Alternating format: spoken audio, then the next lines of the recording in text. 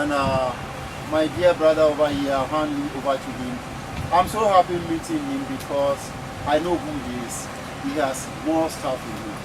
Yeah, and then he will tell us everything that we need to hear from this place. I mean, this is a group, a lovely group, Africa for the Africans.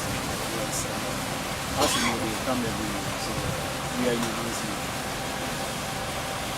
Well, my name is Kofi because on a Friday morning. You are most welcome to the memorial for the first president of Ghana, who is called Kwame Nkrumah. And he is also called Kwame because he was born on a Saturday. Now, during our colonial years, this whole park used to be a field for playing polo by the British.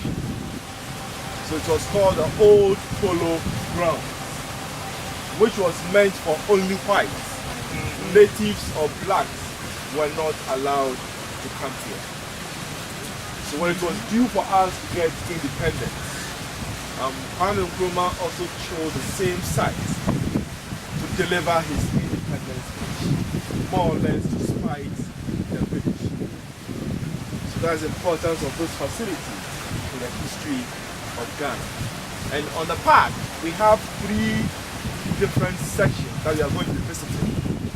We have his statue and other ones on that side.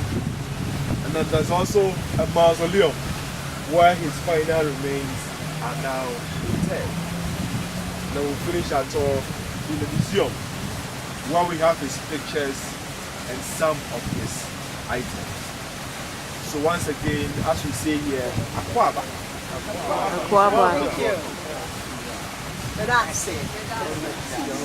So we are going to walk toward the statue, and then our tour will start from that particular area. So let's see. Excellent.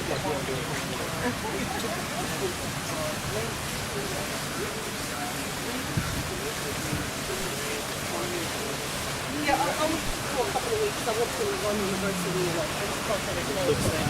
Oh, this is my 20th anniversary coming back.